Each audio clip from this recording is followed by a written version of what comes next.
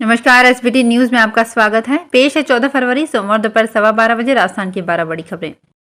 Jaipur international airport की ranking में सुधार आया है। एयरपोर्ट काउंसिल इंटरनेशनल द्वारा किए गए तिमाही सर्वेक्षण में जयपुर एयरपोर्ट की रैंक 57वीं रही है, जो पहले 94 थी। निजीकरण के ठीक बाद जयपुर एयरपोर्ट की रैंक में सुधार दिखा है। संस्था द्वारा हर 3 माह में विश्व भर के एयरपोर्ट का सर्वेक्षण किया जाता है। वर्ष 2021 में अक्टूबर से दिसंबर माह के बीच किए गए सर्वेक्षण में जयपुर एयरपोर्ट की रैंक 57वीं रही है। इससे पहले जुलाई से सितंबर के बीच हुए सर्वेक्षण की तुलना में जयपुर एयरपोर्ट की रैंक 37 स्थान सुधरकर ऊपर आई है।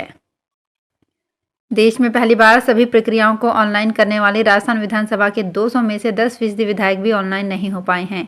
कोरोना में बच्चे और गृहिणियां ऑनलाइन हो गए, लेकिन 1 लाख का लैपटॉप और 30,000 वेतन वाला एक सहायक भी विधायकों को अपडेट नहीं कर पाया। विधानसभा 1993 में ही कंप्यूटरीकृत हो गई थी।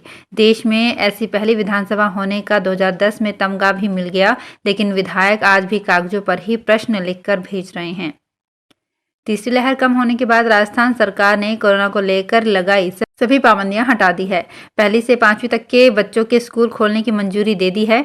बुधवार से बच्चों की ऑफलाइन क्लास शुरू हो जाएंगी। स्कूल में ऑफलाइन क्लास के लिए पेरेंट्स की सहमति जरूरी है। पेरेंट्स की मर्जी के खिलाफ बच्चों को स्कूल नहीं बुलाया जा सकेगा। ऑनलाइन क्लास का ऑप्शन भी रखना होगा। नई गाइडलाइन बुधवार 16 फरवरी से लागू होगी। 2 साल बाद राजस्थान पूरी तरह से अनलॉक होने जा रहा है। राजस्थान माध्यमिक शिक्षा बोर्ड की 12वीं क्लास के प्रैक्टिकल एग्जाम मंगलवार से शुरू होंगे। स्कूल स्तर पर ही शिक्षक एग्जाम लेंगे। बोर्ड ने इस दौरान कोविड गाइडलाइन की पालना सुनिश्चित करने के निर्देश दिए हैं। वर्ष 2022 के रेगुलर स्टूडेंट के प्रैक्टिकल एग्जाम 28 फरवरी 2022 तक होंगे। प्राइवेट स्टूडेंट के एग्जाम 21 से 28 फरवरी 2022 के बीच होंगे।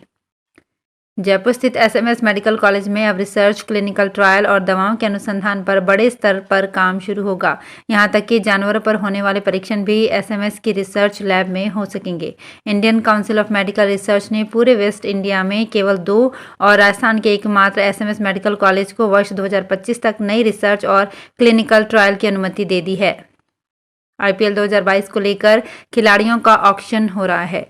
सभी फ्रेंचाइजियों ने पसंदीदा खिलाड़ियों पर बढ़ चढ़कर बोलियां लगा ली है। इन सब के बीच ऑक्शन के दूसरे दिन 21 साल के प्रशांत सोलंकी को चेन्नई ने 1 करोड़ 20 लाख रुपए में खरीद कर रातों रात करोड़पति बना दिया है।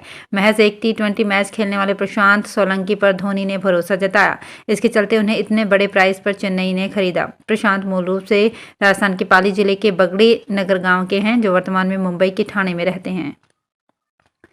जैसलमेर में मरु महोत्सव के दौरान हथियारबंद कैमल दस्ता, सजे धजे ऊंटों पर सवार राजस्थानी व गुजराती वेशभूषा में जवान और अनूठे व अद्वितीय कैमल बैंड द्वारा छोड़ी जाने वाली धुन से राष्ट्रभक्ति की सिहरन और देशभक्ति का जज्बा हिलोरे मारेगा। इस बार कैमल दस्ते को युद्धकाल के दौरान उपयोगिता की तरह प्रदर्शित करेगा। ये पहला मौका है जब इन ऊंटों पर राइफल तानकर हमारे जवान दुश्मन पर पैनी निगाह रखने का प्रदर्शन करेंगे। Rajiv Gandhi scholarship for academic excellence के लिए उच्च शिक्षा विभाग ने इसी शैक्षणिक सत्र में दूसरी बार आवेदन मांग लिए हैं, क्योंकि पहली बार शुरू हुई योजना के फर्स्ट फेज में 67 छात्रों ने ही आवेदन किया। उनके बीच छंटनी के बाद करीब 15 ही योजना के पात्र मिले हैं, जिन्हें फंड देने की प्रक्रिया चल रही है, जबकि सरकार ने 200 छात्रों को विदेश के संस्थानों में पढ़ाई का खर्चा देने के लिए योजना शुरू की थी। Kota super thermal power plant में एक बार फिर भालू नजर आया।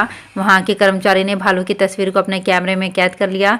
तस्वीर मेन गेट के पथ पर सीआईएसएफ के चेक पोस्ट के आगे की बताई गई है। करीब 15 सेकंड के वीडियो में भालू तेज गति से रोड क्रॉस करता हुआ नजर आ रहा है।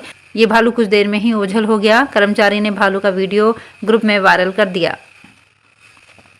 कोरोना की तीसरी लहर के बीच लगी पाबंदियां आज से खुल गई। इससे अब लोगों की आवाजाही भी बढ़ने लगेगी। कोरोना काल में घरों में कैद लोग अब सैर सपाटे पर निकलने की तैयारी कर रहे हैं।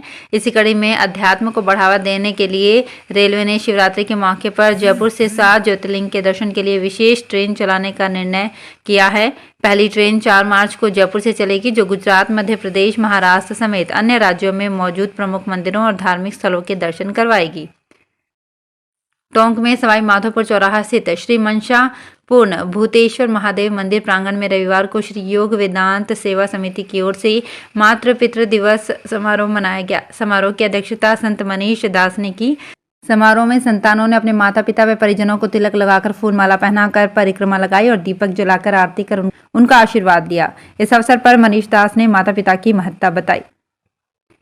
रीट की परीक्षा रद्द होने के बाद एक नया बवाल खड़ा हो गया है। जिन्होंने रुपए देकर अच्छे नंबर दिलवाने, उत्तीर्ण करवाने और केंद्र तक पहुंचाकर नकल करवाने का ठेका लिया था, उनसे रकम वापस लेने का झगड़ा शुरू होने लगा है। नकल की सेटिंग करने वाले अब इस डर से रुपए वापस देने का अंदर खाने जुगाड़ कर रहे हैं ताकि उनका भांडा कहीं परीक्षार्थी या रिश्तेदार नहीं फोड़ दें।